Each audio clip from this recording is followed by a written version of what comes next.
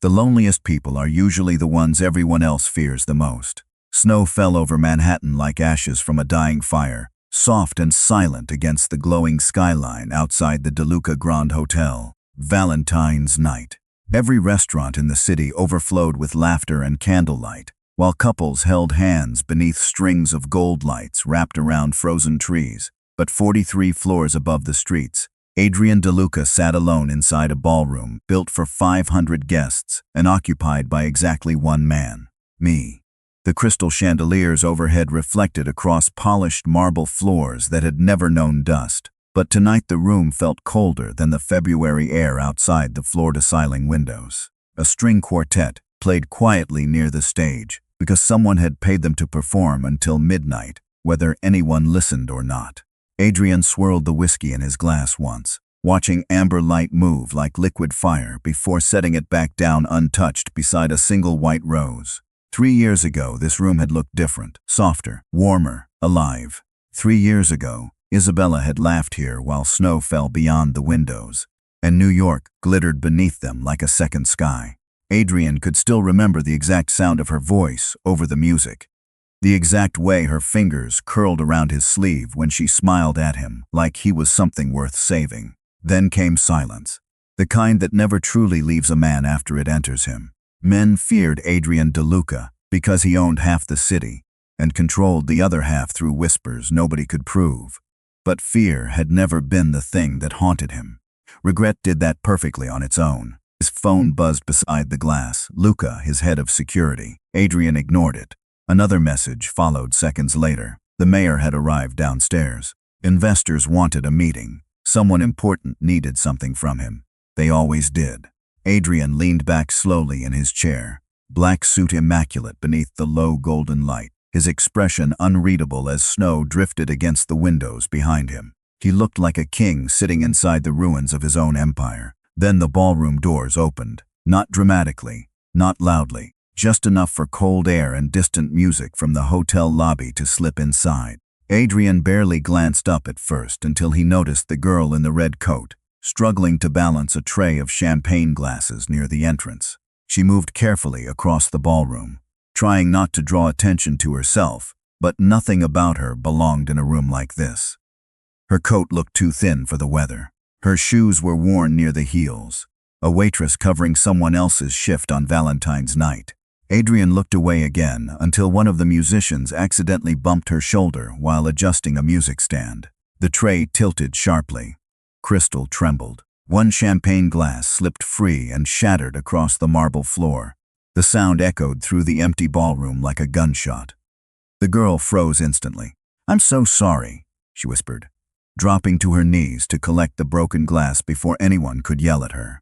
Adrian stared at her for a long moment while snow drifted behind her like white ghosts against the dark city skyline.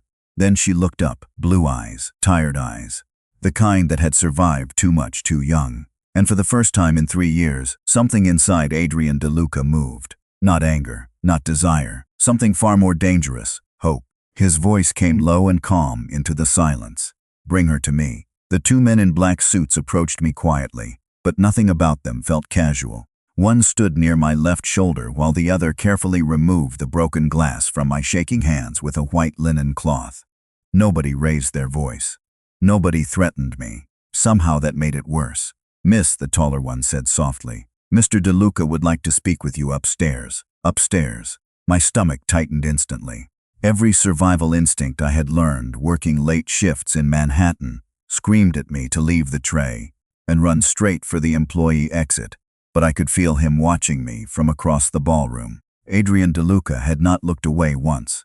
Even from 30 feet away, his presence pressed against my chest like weight. The musicians stopped playing completely now. The silence felt expensive somehow, heavy and polished like everything else inside the hotel. "I think there has been a misunderstanding," I whispered quickly. "I can pay for the glass. Please just take it out of my check." Neither man moved. "You are not in trouble," the second guard replied. "That was exactly what people said right before your life changed forever." I swallowed hard and looked toward the ballroom doors, calculating how long it would take me to reach them before someone stopped me. Probably 3 seconds, maybe less. Adrian lifted his whiskey glass slowly, his pale gray eyes still fixed on me.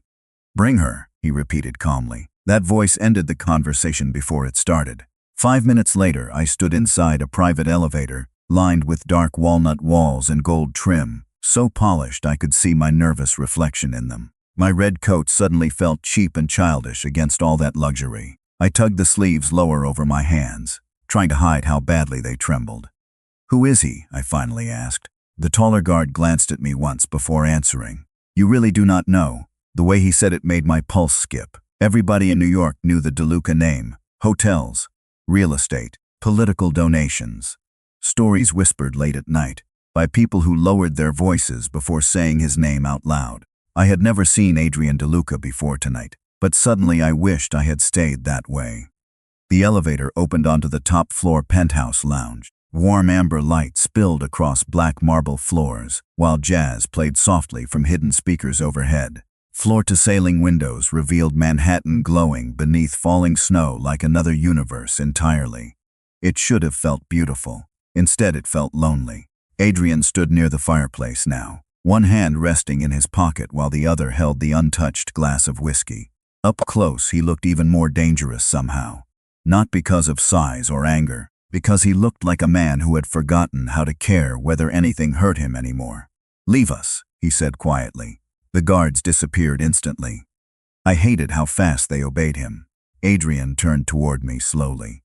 His expression remained unreadable, but his eyes lingered on my face with unsettling intensity, like he was trying to remember something he had lost years ago. "What is your name?" he asked. "Evelyn." My voice comes out smaller than I wanted. "Evelyn Carter." He nodded once. "How old are you, Evelyn Carter?" 26. Another silence followed. Snow drifted outside the windows behind him while firelight flickered softly across the sharp lines of his face. He looked exhausted. Not physically, soul-deep exhausted, like someone who had spent too many years carrying ghosts alone. Then his eyes dropped toward the silver necklace resting against my throat. My mother's necklace. A tiny crescent moon hanging from a thin chain. Adrian stared at it so long my chest tightened. "Where did you get that?" he asked quietly. I touched the necklace instinctively. My mother gave it to me before she died. Something shifted in his face then. Fast, small, but real. Pain. Raw enough that I almost stepped backward. Adrian looked away toward the snow-covered city below. When he spoke again, his voice sounded rougher than before. "Funny," he murmured softly. "The woman I buried wore one exactly like it." The fire crackled softly behind him, but the warmth never seemed to reach Adrian DeLuca. He stood near the windows, overlooking Manhattan with one hand resting against the glass, watching snow spiral through the city lights far below, while I remained frozen near the center of the room, unsure whether I was supposed to stay or quietly disappear before this strange conversation became even stranger. "Should probably get back downstairs," I said carefully, after nearly a full minute of silence. "My manager is already going to be upset about the broken glasses." Adrian did not answer immediately. He looked like a man listening to ghosts instead of people. Then finally he turned toward me again. His pale gray eyes, softer now, but somehow even more unsettling because of it. "Do you always apologize this much?" he asked quietly. The question caught me off guard. "What?" "Every sentence," he said. "You speak like you are trying to earn permission to exist in the room." Heat crept into my face instantly. I crossed my arms tighter over my coat, suddenly aware of every cheap thread against the luxury surrounding me. "I did not realize you invited me upstairs to insult me." For the first time all night, something close to amusement flickered across his expression. Small, barely there, but enough to change his entire face for half a second. "If I wanted to insult you, Evelyn, you would know." The way he said my name sent an uncomfortable warmth through my chest. Calm, deep, controlled. Like every word he spoke had already been weighed before leaving his mouth. Adrian walked slowly toward the fireplace and set his untouched whiskey down beside the white rose. Up close, I noticed dark circles beneath his eyes, the kind exhaustion makeup could never hide. "Do you know why I rented this ballroom tonight?" he asked. I shook my head carefully. 3 years ago, he said quietly, I proposed to someone in this room. The air shifted.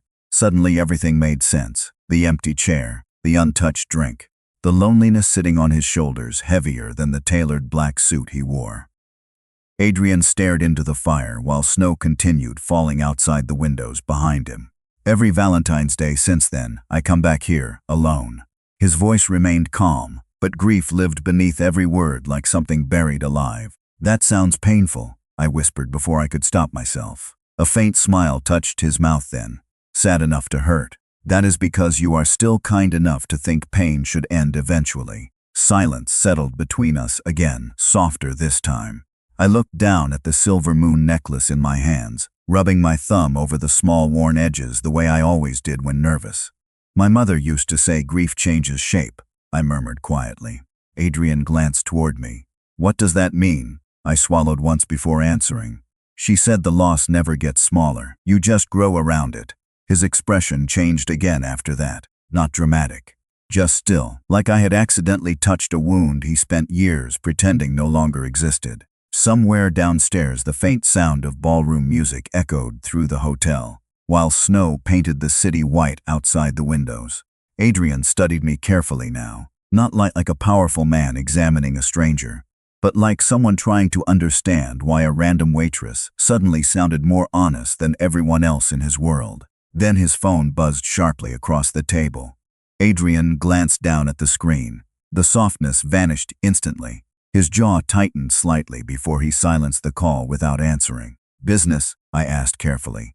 Something like that. The room grew colder again after that. Not physically, emotionally, like whatever darkness followed him had stepped back inside. Adrian walked toward me slowly until only a few feet separated us.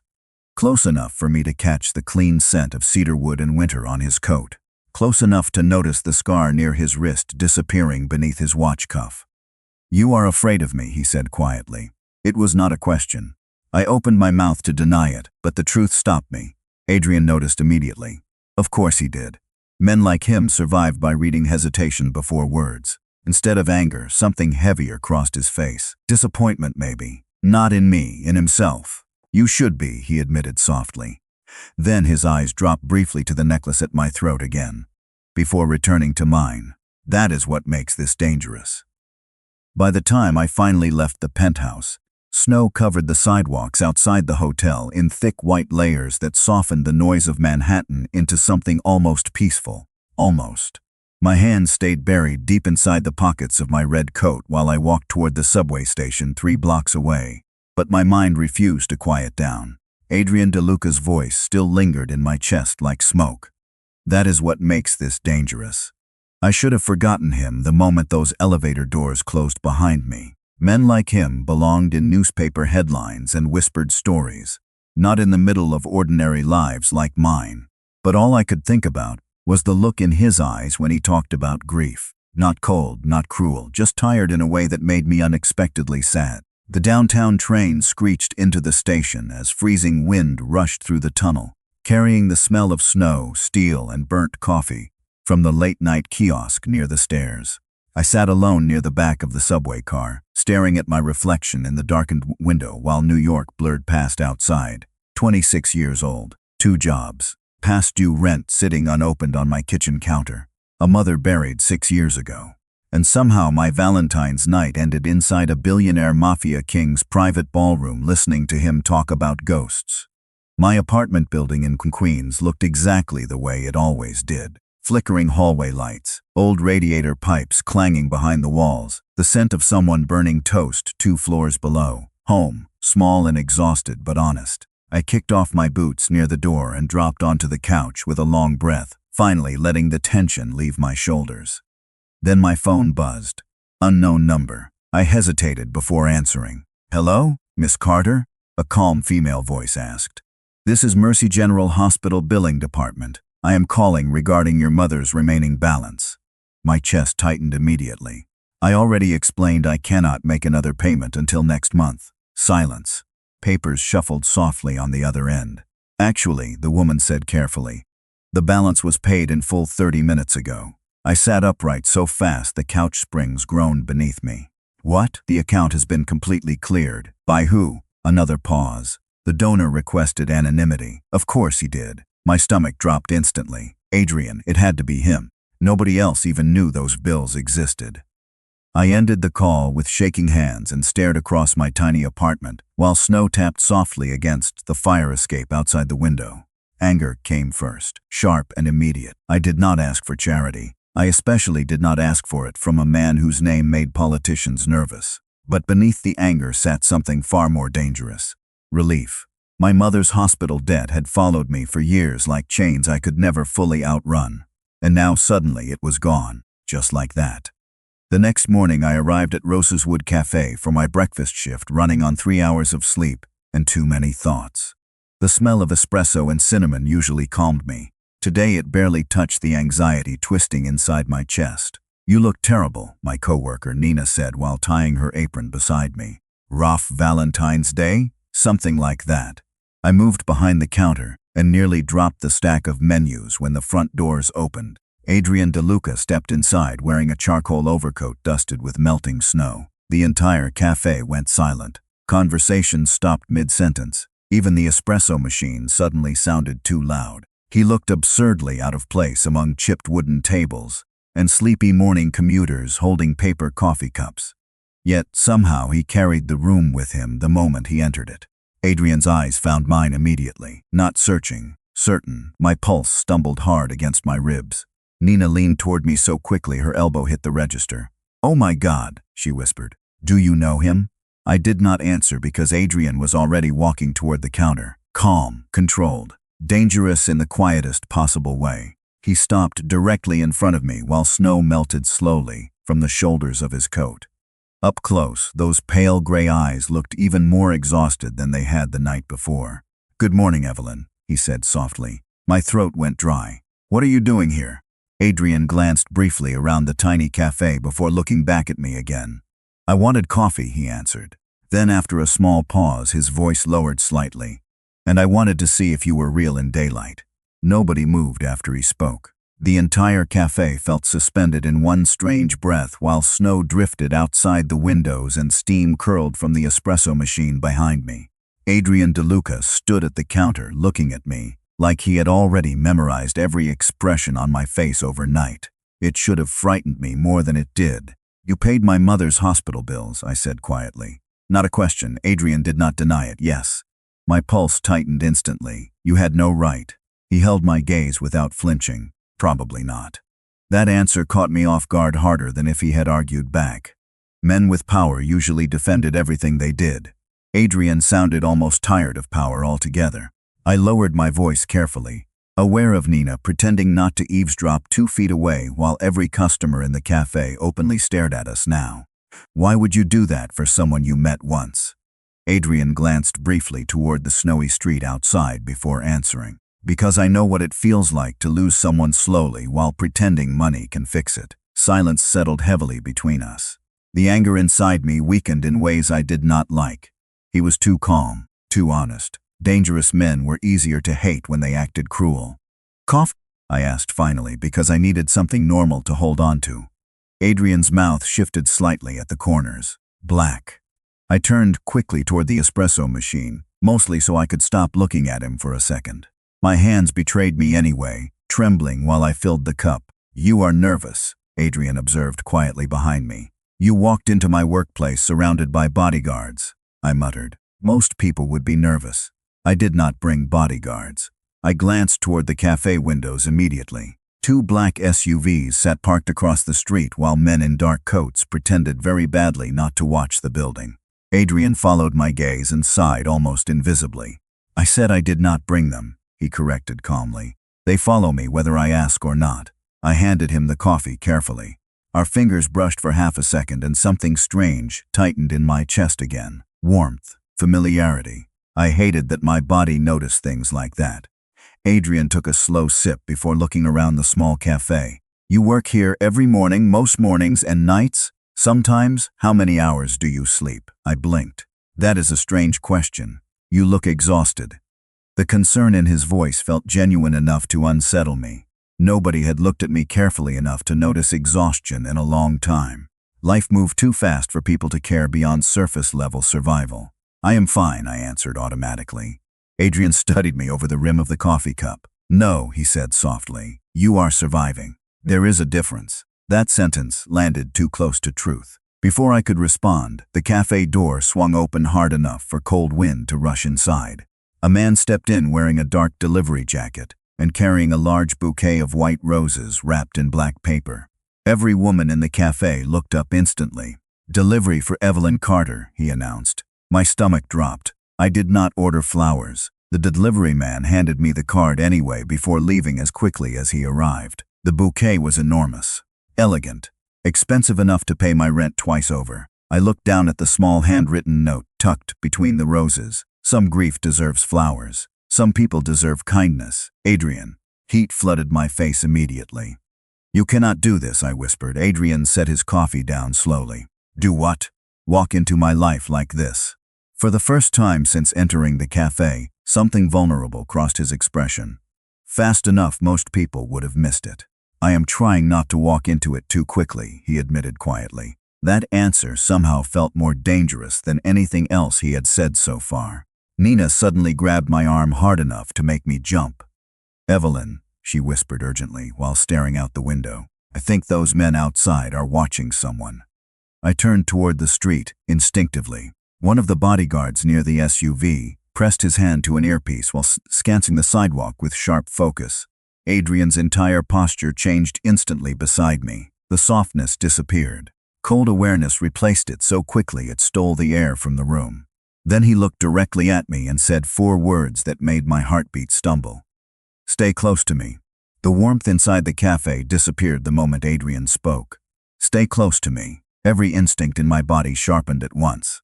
Outside the window, snow continued falling over Queens in soft white waves, but the men near the black SUVs no longer looked relaxed.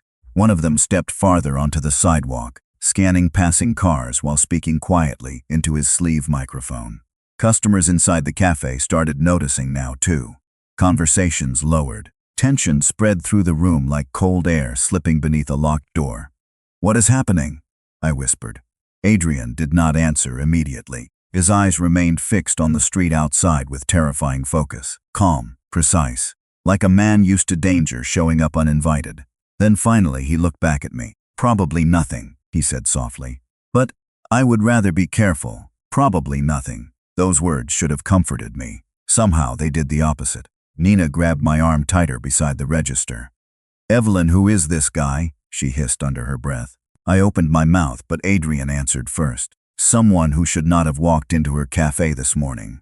The honesty in his voice stunned me silent. He sounded genuinely angry at himself. Before I could process that, the bell above the cafe door rang sharply again. A man entered wearing a dark knit cap pulled low over Hulsforfed and a heavy winter jacket dusted with snow. Nothing unusual about him at first glance, except Adrian's entire body went still the second he stepped inside. The stranger looked around casually before his eyes landed on Adrian near the counter. Something unreadable passed across his face. Recognition, maybe. Then he turned and walked back outside without ordering anything. Fast. Too fast. Adrian moved instantly toward the window. "Luca," he said sharply into the small earpiece hidden beneath his collar. "Follow him." My stomach tightened. Across the street, one of the SUVs pulled away from the curb smoothly, disappearing into snowy traffic. Adrian stayed silent another few seconds before finally exhaling slowly through his nose. Not fear, calculation. "You should go home after your shift," he said quietly, "and lock your door. You are not explaining anything. Because explaining it would involve dragging you into parts of my life you do not belong in. That irritated me more than fear did. You do not get to decide that for me." Adrian looked down at me then with an expression so tired it almost hurt to see. "Evelyn," he said softly, "you have no idea what kind of world follows me." Before I could answer, Nina suddenly pointed toward the television mounted above the cafe counter. "Wait," she said. "Is that him?" Every eye in the cafe turned upward. A local news segment flashed across the screen showing footage from a charity gala the night before. Adrian stood surrounded by politicians and investors beneath bright camera lights while the headline scrolled beneath him. "Adrian DeLuca announces new women's shelter funding initiative." My eyes shifted toward him automatically. "That was last night?" I asked quietly. Adrian nodded once. Before the ballroom, the news anchor continued speaking while images played across the screen. Hospitals, housing programs, scholarships, millions donated across the city. It did not match the stories people whispered about him at all. Adrian noticed the confusion on my face immediately. People prefer simple villains, he murmured. It helps them sleep at night.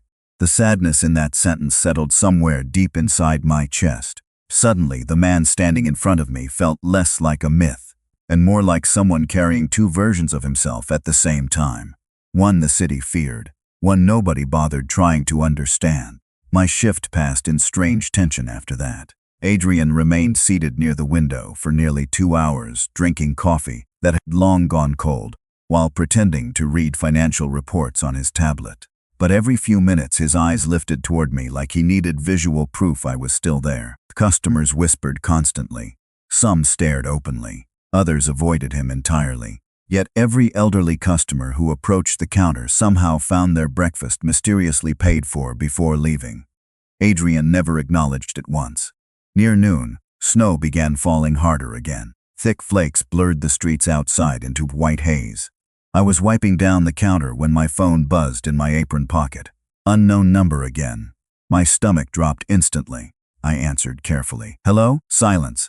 Then a male voice spoke low enough to send ice through my veins. You should stay away from Adrian De Luca if you want your life to stay simple.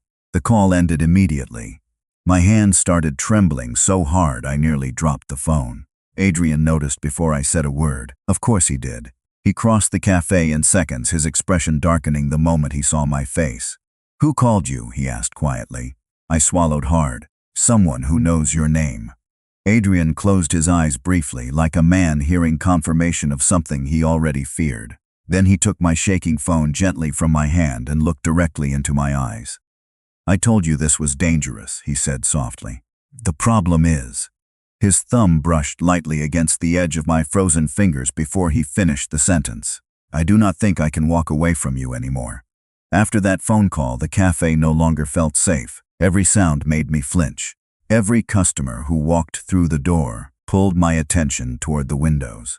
Outside, snow buried Queens beneath gray winter light while traffic crawled slowly through the storm. But inside my chest, everything moved too fast. Adrian stayed close for the rest of the afternoon, without making it obvious. He remained seated near the window, pretending to review paperwork, while his security team rotated quietly outside, like shadows pretending to be ordinary men. Around 3 o'clock, the lunch crowd finally thinned enough for Nina to pull me aside near the kitchen entrance. Okay, she whispered urgently. I need you to tell me why a man who looks like he owns the entire city keeps staring at you like you are the only person breathing. Heat climbed into my face instantly. It is not like that. Nina glanced toward Adrian, who happened to be watching me at that exact moment. Girl, she muttered. That man looks one emotional breakdown away from buying this entire block if somebody makes you cry. I should have laughed. Instead, my stomach tightened because part of me believed she might be right. That scared me more than the threats did. Around sunset, Adrian finally stood from the table and buttoned his dark overcoat slowly. Snow still fell outside, thicker now, coating the sidewalks in fresh white layers beneath the glowing streetlights. What time do you finish? He asked. 7. He nodded once. I will have someone drive you home. That is not necessary. It is. The calm certainty in his voice left almost no room for argument. You cannot protect me from every random phone call. Adrian stepped closer then, lowering his voice enough that only I could hear him.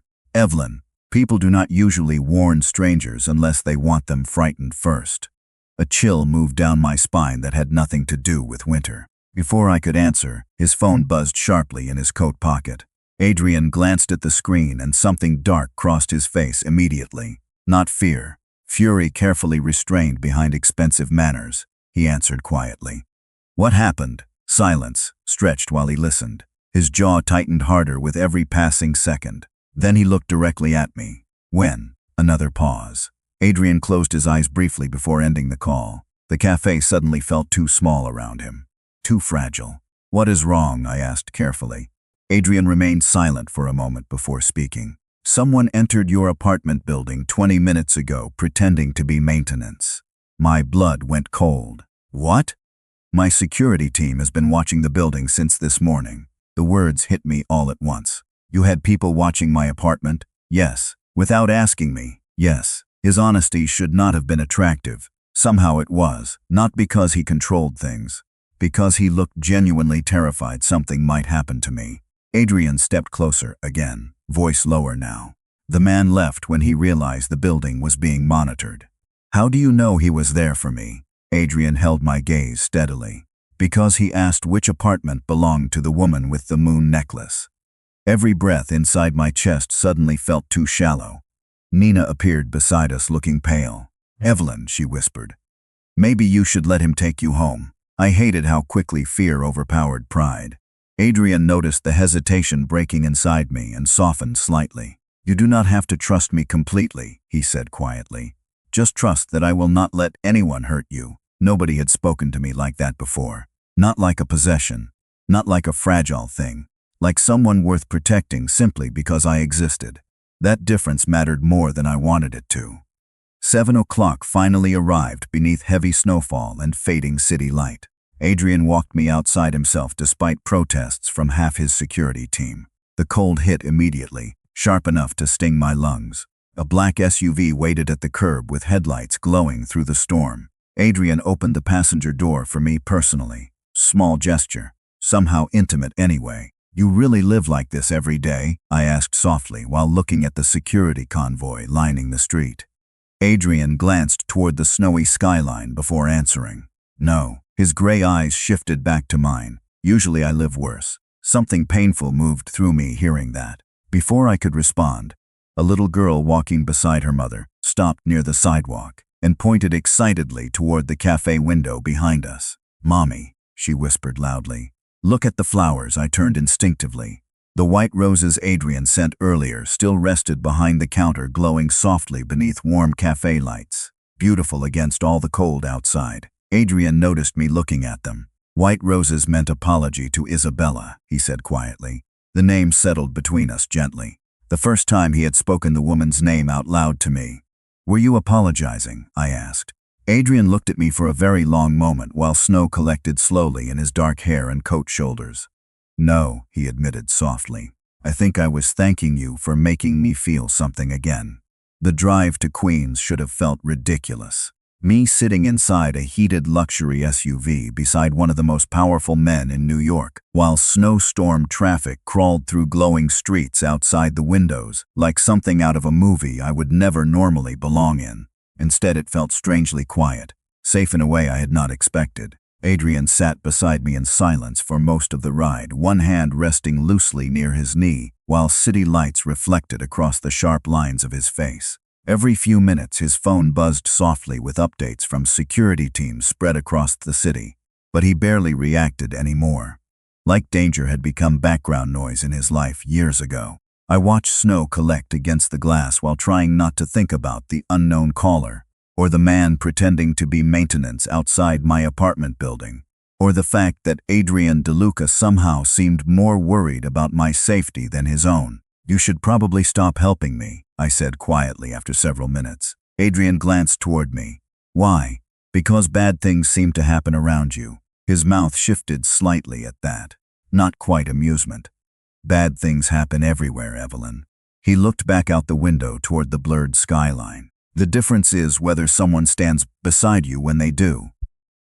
That answer stayed with me all the way to my apartment building.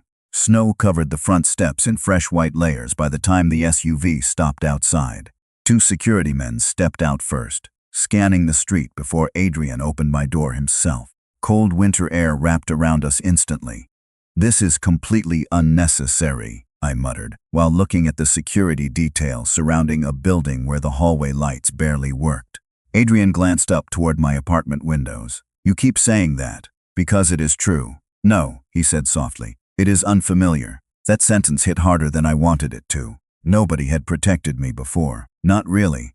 Life had mostly been about surviving quietly and asking for as little as possible from the world. Adrian seemed determined to destroy that habit every time he looked at me. We climbed the narrow apartment stairs together, while old radiator pipes rattled behind the walls. Adrian's expensive shoes looked absurd against cracked linoleum floors and faded wallpaper. Yet somehow he moved through the building with complete calm, like power did not care where it stood. When we reached my apartment door, I froze. The moon-shaped wreath hanging there had been torn down. My breath caught instantly. It now lay crushed near the welcome mat beside a single white rose covered in melting snow. Adrian's expression darkened immediately. One of his security men stepped forward to inspect the hallway, while another quietly checked the lock. "The door was not forced," he said after a moment. My hands shook as I picked up the damaged wreath. "My mother made it the year before she died." Adrian noticed the tears gathering in my eyes before I could hide them. "Evelyn." His voice softened instantly. "Hey." I hated how quickly comfort rushed through me hearing him say my name. "It is stupid," I whispered. "It is just decoration." Adrian looked down at the broken wreath carefully before answering. "No." His eyes lifted back to mine. "It was something you loved." The gentleness in his voice nearly broke me. I looked away quickly, embarrassed by the emotion building too fast in my chest. Adrian stepped closer then, close enough that I could smell cedarwood and winter snow lingering on his coat. "You are shaking," he murmured quietly. "I am fine. You say that every time something hurts." My throat tightened painfully because he was right. Nobody had ever noticed that before, not once. Silence settled softly between us, while snow continued drifting past the hallway window at the end of the corridor. Adrian carefully took the damaged wreath from my hands and handed it to one of his security men. "Have this repaired," he said quietly. "Tonight." "Adrian, you do not have to fix everything." His eyes met mine again, exhausted and honest in a way that made my chest ache unexpectedly. "I know." The hallway suddenly felt very small around us, warm despite the winter cold, dangerous for completely different reasons now. Adrian lifted one hand slowly toward my face like he was asking permission without words. His fingers brushed gently beneath my chin, barely touching skin. Careful, controlled, like he was terrified of breaking something fragile. "You should sleep somewhere safer tonight," he said softly. My pulse stumbled hard. "Are you asking me to come with you?" Adrian looked at me for a long moment before answering. "No." His thumb moved lightly once against my jaw before falling away. "I am asking because if anything happened to you." He stopped himself suddenly, like the rest of the sentence hurt too much to finish out loud. Then his phone rang sharply in the hallway silence. Adrian glanced at the screen and all warmth disappeared from his face instantly. "One name, Luca." Adrian answered quietly. "Tell me." His expression hardened with every passing second. Then he closed his eyes briefly before speaking again. "How long ago?" A pause. Adrian looked directly at me after that. "Understood." He ended the call slowly. "What happened?" I whispered. Adrian's jaw tightened hard enough to visibly strain beneath the dim hallway lights. "The man who entered your building earlier," he said quietly. "They found his car abandoned near the river." Fear slid coldly through my chest. "What does that mean?" Adrian stared at me with an expression so heavy it made the hallway suddenly feel colder than the snow outside. "It means," he said softly, "someone is sending me a message." That night I did not sleep at my apartment. Adrian never pressured me directly, but after the damaged wreath, the phone calls, and the stranger asking for the woman with the moon necklace, the idea of staying alone suddenly felt less brave and more reckless. So at 1:30 in the morning, while snow buried Manhattan beneath silver light, I followed Adrian DeLuca back into the world I had spent my entire life trying to avoid. The penthouse was quieter than I remembered from Valentine's night. No musicians, no staff moving through hallways, just low amber lights reflecting against black marble floors, and the endless glow of New York stretching beyond the windows like another ocean. Adrian loosened his dark tie as he walked inside, exhaustion pulling visibly at his shoulders now that nobody else could see him. "You can take the bedroom," he said quietly. "I will stay in my office. This place probably has 12 bedrooms." Adrian glanced toward me with the faintest trace of tired amusement. 14. Despite everything, a laugh escaped me softly. The sound surprised both of us. Adrian stopped walking immediately after hearing it, his expression changing in a way I could not fully explain. Like joy had become such a foreign thing in his life that even hearing someone laugh inside his home felt almost as unreal. "What?" I asked carefully. He shook his head once. "Nothing." But his voice sounded rougher than before. A few minutes later, I stood near the penthouse windows, holding a cup of tea someone had magically prepared the moment we arrived, while snow drifted across the sleeping city below. Adrian remained several feet away, speaking quietly with Luca near the office entrance. Their conversation stayed low enough that I could not hear most of it, but I caught pieces. Surveillance, calls traced, increased security. At one point, Luca looked toward me with concern before speaking more quietly to Adrian. Adrian's jaw tightened immediately. Then he dismissed everyone with one sharp nod. The penthouse finally fell silent after that. Adrian walked slowly toward the windows beside me, both of us watching snow collect across Manhattan rooftops far below. "You do not have to tell me everything," I said softly. "But I need to know one thing." Adrian looked down at me. "What? Am I in danger because of who you are?" The honesty in his eyes hurt before he even answered. Yes, at least he did not lie. I stared back out at the city lights blinking through snowfall while fear settled coldly inside my chest. Adrian stepped closer beside me after a moment, not touching, just near enough that warmth radiated softly through the silence between us. "I spent years making peace with loneliness," he admitted quietly. "It was easier than watching people get hurt standing too close to me."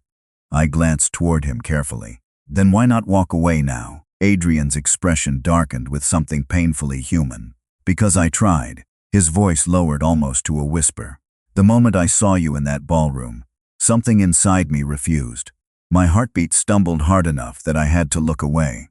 Outside, snow continued falling over New York, while somewhere far below, sirens echoed faintly through the sleeping city. Adrian rested one hand lightly against the glass beside me. "Isabella used to stand here during storms," he murmured. "She said the city looked softer in snow, less cruel." The grief in his voice no longer sounded sharp now, just tired, worn smooth with time. "Did you love her very much?" I asked carefully. Adrian smiled then, small and heartbreakingly sad. "Enough to become someone worse after losing her." Silence wrapped around us again, warm and fragile, despite the winter beyond the glass. Then, unexpectedly, Adrian looked down at the moon necklace resting against my throat. "You know the strange part," he said softly. "You do not actually look like her." I blinked. "I do not?" No, his gray eyes held mine steadily now. "Isabella made me feel alive." His voice lowered further. "You make me want to stay alive." The air disappeared from my lungs completely after that. Adrian seemed startled by his own honesty the second the words left him. He looked away immediately, jaw tightening like a man who had accidentally exposed too much of himself. Then the penthouse lights flickered once, sharp, sudden. Adrian's head lifted instantly. Every instinct inside him changed at once. Cold awareness replaced vulnerability in a single breath. Somewhere downstairs, alarms began echoing faintly through the hotel. Adrian moved in front of me automatically, shielding me from the hallway without even thinking about it. "Stay behind me," he said quietly. The softness was gone from his voice now. Only control remained. My pulse thundered against my ribs as distant footsteps moved rapidly somewhere beyond the penthouse doors. Then Adrian's phone vibrated sharply in his pocket. One message flashed across the screen before his expression went completely still. "We found the girl."